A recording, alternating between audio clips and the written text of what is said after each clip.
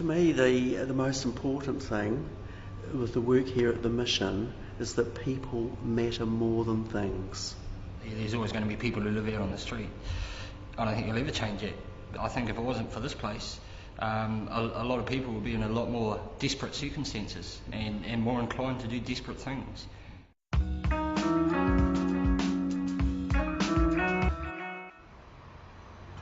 The Auckland City Mission in central Auckland provides a huge range of social services. We provide clothing, food to those in need. We work to improve the lives of homeless. We offer support, advocacy. And as well as this, we operate a drug and alcohol detox centre. We run the country's only respite centre for people with HIV/AIDS. And we offer support services for elderly and children who have experienced trauma. Now, this program is about just some of those services we provide in this city. I coordinate the crisis care drop-in service at the heart of the mission and at the heart of the city. And for a long time, I've been a deacon at the local Anglican church, St Matthew in the city. Meanwhile, Diane Robertson coordinates the mission's activities as the missioner.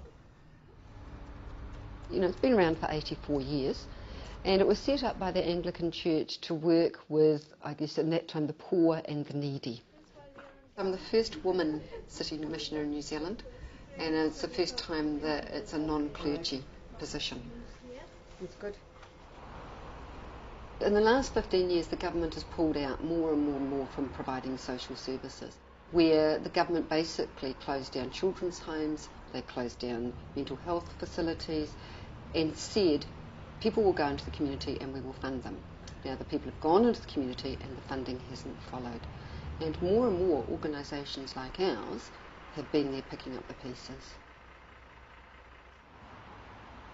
We do this by being as accessible as we can to the people that need us.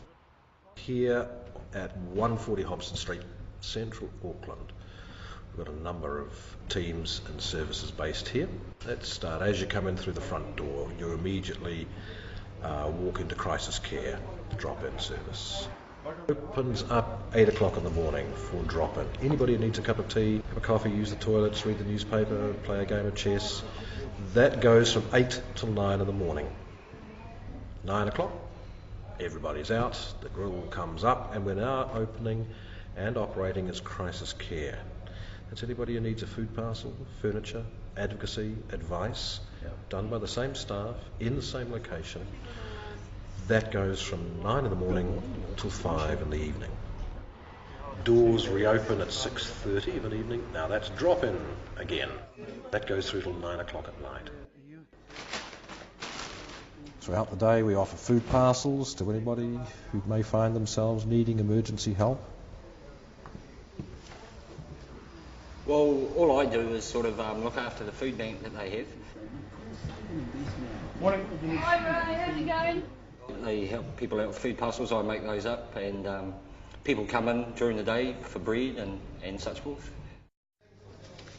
Get the gloves on and we come over to the potato section, of course. And we normally try to give about 2 meals per person, so on a rough estimate, 4 people, chucking a dozen spuds or something. I'm pretty generous with onions because I like onions, so chuck it. Then we come out with a few yoghurts, get a few yoghurts. A little bit of goodness for everybody. Bacon egg pie and a chicken and bacon meal. Not too bad. 4 bags of sausages.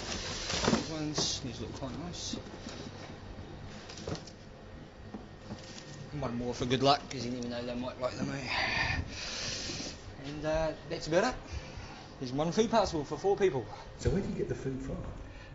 Pretty much just donations. Donations come through. We got a couple of supermarkets are really good. They give out all their bread and sweet things. People come in all the time dropping off food, and I think there's a few people that actually, when they go shopping for themselves and shopping for somebody else, and they drop off to somebody else here. I think they help a lot of people out without sort of people realising that they do, you know. When you got some poor guy earning minimum wage and a couple of mouths to feed, that's, you know, it's just not going to happen, is it? You know? We just don't throw food at people. We actually try to look for the reasons and try to understand the reasons, and we try to bring a sense of solution to their scenario. It's not an experience that is pleasant, having to come and almost beg somebody to give you food. I wouldn't want to be in that position. The fact that they do it takes enormous courage. They open themselves to being humiliated or further embarrassed. They have to expose some of their life story. I admire them for being brave enough to approach us. Many of those who use crisis care in our drop-in facilities are homeless. It's estimated that there's a good 150 people within 3 k's of Sky City that are sleeping rough. Here at the Mission, we support them by helping them to get IDs, benefits, eventually work and accommodation. Meanwhile, we work to improve the day-to-day lives of our drop-in centre users. We have a free doctor, we run games, competitions, trips away, that kind of thing. There'll be remedial reading, numeracy, literacy, computers, those things that will help to improve the quality of life of people using drop-in, of whom many will be homeless. Well, my situation at the moment is I'm living on the street, literally, in underground car parks or park benches. The reason it got into this situation is mainly alcohol and bad habit of spending my money on alcohol every week, even though I don't like doing it. It's just a real problem that I've struggled with all my life. You'll find that most people that live on the street have the same problem with alcohol or drugs or glue. You know, can't hold jobs or because of getting on the plonk. Because it's bloody hard work trying to, you know, when you've done jail, when you've spent your life in treatment centres and institutions, you know, you got to try and make a CV and try and get a job. You just can't compete. You know, you can only tart a CV up so much. So I'm a social worker here, and I work in the crisis care centre here, but I also have an added role as homelessness worker, which I do 2 days a week. Being a homelessness worker, we work more in depth with people who are homeless, and we just track their journey and to see whether all the correct things are in place. For instance, if they've got ID, so they can apply for a benefit, and then once they've got a benefit, can they get into employment? So we can get something for you to sleep in so you'll be warm anyway. We go to the night shelter perhaps, and then we'll make other inquiries for more permanent accommodation until you can get yourself sorted out. I became homeless a couple of days ago. Went home and found out a little bit of domestics at home with another guy. Police were called, they escorted me off the property and just got nowhere to go. Families turned their back on me, just absolutely nothing. Trying to find a home now was very hard. The prices that they're asking for is just unbelievable for a beneficiary to pay. So where did you spend last night? I stayed at the night shelter. I've been there for 2 nights so far.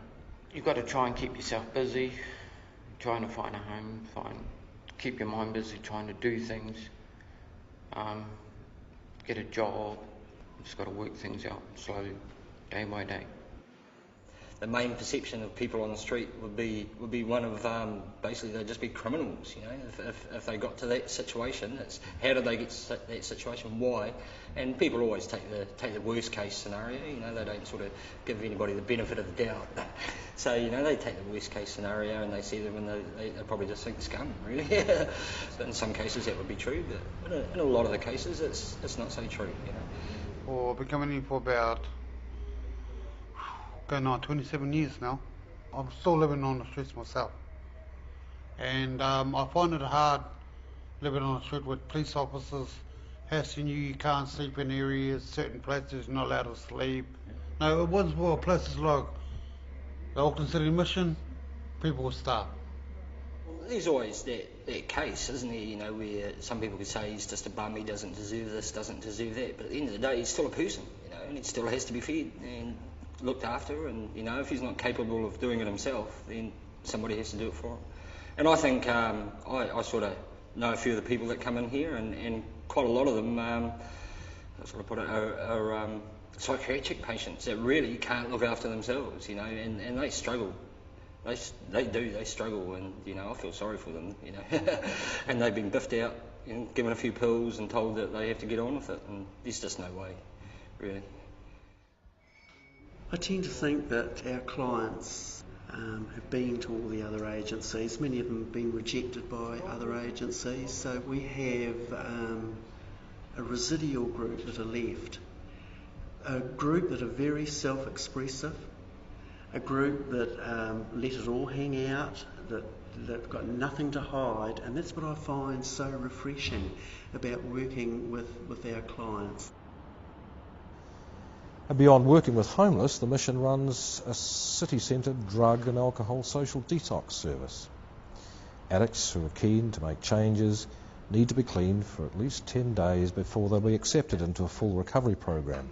The centre allows them to do this. Now, a social detox is where somebody can do that, can stop using what they've been using without significant medical implications. If, for instance, you were drinking meths, you would probably find to suddenly stop drinking meths is going to play havoc with the body. And so you would need probably medication to deal with that, and you would need to go to a medical detox. But this is a social detox. Up to 10 people at any one time, usually staying 7 to 10 days. Then perhaps off to a program. There will always be a case plan put in place for what's going to happen after detox. My name's Ken, and I am an alcoholic, and I got involved with the City Mission roughly 20 years ago, and I was advised to come here and try and sort this problem I had out. I didn't stay sober then, of course. I stayed sober for a while, and then I relapsed into the alcohol again. I had to admit that I was powerless over alcohol. My life had become unmanageable. The only time I ever got into trouble was through drink, nothing else. Sober, I'm a totally different person. People tell me that, you know. I've been sober quite a few months now, and my last trip here to City Mission, I think, was about 18 months ago. And sobriety to me today is a bonus I've never dreamed of, really. It's certainly not alcohol. We now have alcohol and other drugs. We have marijuana, we have opiate users, we have the famous P, people coming off P, which we're seeing more and more often. Started using drugs at the age of 13. A lot of it was to hide a lot of pain and that I was going through. Considered myself an addict from the age of 15. Been using daily since I was 15 years old, so I've been using regular for 16 years now. I was using sociably and all of that, but then it got to the point where I was hiding in my room and I was using like that. I mean, I've had some bad times, but I've had so many good times using as well, and that's why it's hard to give it up. If they come in and detox for 7 to 14 days, and they haven't been sleeping, eating for the past few months, what we're doing is regaining their health a little bit. They might sleep for a whole week when they come here, and that's okay. They can do that. Getting some good food into them, plenty of fluids, building them up again to basically send them back out to use. Some people get it, but it's a very small percentage that will go out there and stay abstinent.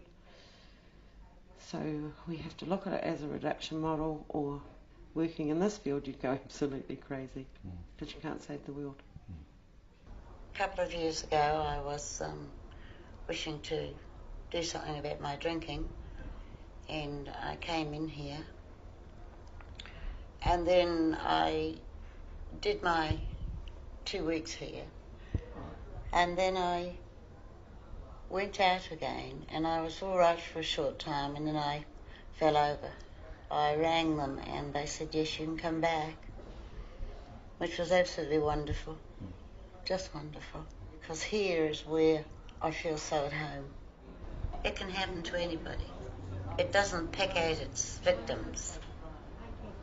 You can be manager of a big conglomerate, or you can be just a housewife. It doesn't matter. The one thing I've found with addiction is it's not biased, sexist, racist. It does not care what religion you are or anything. It will grab you in the arse if it can. And I mean, that's the biggest thing, is it crosses all boundaries. It's the ones who knock on the door 12 months later, who have been abstinent for 12 months and you don't recognise them. They are so healthy, so well looking, and yeah, that's the bonus of the job. And you get one of those, you may get one in 12 months, but that's one that will keep you working here. We're actually a large business in one sense. We employ up to 70 people. We employ a lot of professional people, nurses, social workers, people who work in drug and alcohol field. So it's a highly professional organisation. It's a charitable trust. Our annual budget is $7 million in cash and kind, and in terms of that we seek monetary donations, but people also donate their time, and a really good example of that is our advertising agency Mojo, who provide all our advertising, all our television for free every year. I mean, in crisis care we've got almost 50 volunteers. So every fortnight there will have been 50 people who have jobs elsewhere or beneficiaries who have come in and given at least 4.5 hours of their time. Would they be motivated by religious conviction, do you think? Or? I think some of them would chuckle if they heard that. No, they just want to help. Volunteers work in all areas of the mission services, including here, Herne Bay House, a 24-hour care centre for people with HIV and AIDS, and the only one of its kind in New Zealand. I think part of the reason that it works so well is the fact that they will throw open the doors to anyone who's got HIV. Been sick for about 3 months, I gather. I have got very little memory of any of it. I've been in Auckland Hospital until about a month ago, and then came here and have been here pretty much ever since. Now in week 5, being here at the house, and it's just been the most wonderful experience. The staff are great. We're staffed by a group of experienced nurses, including myself, care assistants and a group of cooks as well. The majority of people who utilise our service will be coming for about 1 or 2 weeks respite. Sometimes there's a misconception that Herne Bay House, as it perhaps was seen in the early 90s, was more as a hospice type of place for people to come to die, but that's not the case now. People who are can be compliant with the medications and diagnosed reasonably early on in the piece can, the medical aim is not to die of AIDS. There's people here from all sorts of times and places within their HIV, and everybody does it differently. There's people here at the moment who are perfectly healthy, who are just having a little rest from their lives, and then there are other people who are very sick. There's a misconception that if one is diagnosed with HIV, that I can just take some pills and everything should be fine. That is not the case all the time. As I mentioned, there are some unpleasant side effects. Originally I came to the house because I needed somewhere to stay when I went on to a new medication, and it was quite a difficult medication to get onto, and I was a little bit freaked out about it. It's an amazing place. All your meals are cooked for you, because that's very difficult to do when you don't have any energy and you're living by yourself and you're depressed. You just can't be bothered, really. When you've had HIV for years, it tends to just sap all your energy and drive. as well as the attendant illnesses that people get. You can't live in the world the way other people live in the world at a certain point. It becomes impossible. People's situations, and every story you ever hear in this organisation from people coming in is quite different. And if you spend long enough working with people, you would honestly say, I am just so lucky that I am not there.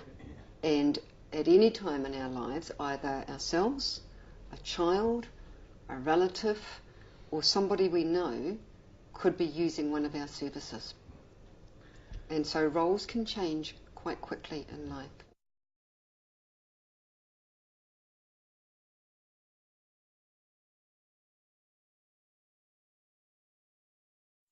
This is a poem about a bottomless pit. Life on the outside is a bottomless pit with no future ahead. Well, who gives a shit? No home, no money, just stinking air. We've lived this life most people would fear. The good, the bad, the rich and the poor, but the biggest crims we call the law. Yeah, we've dropped out of school and we've flunked all tests, but who else knows we tried our best. A job, a house, that kind of stuff. Just too used to living this rough. Money's hard, nowhere to lend, just no trust. You've got no friend. Drugs and piss and sniffing the glue. Take your pick, which one is you? Night and day, we live it fast and just wonder what's tomorrow's task. Yes, it's easy and so sinister, but deep, deep down, I still trust this Prime Minister.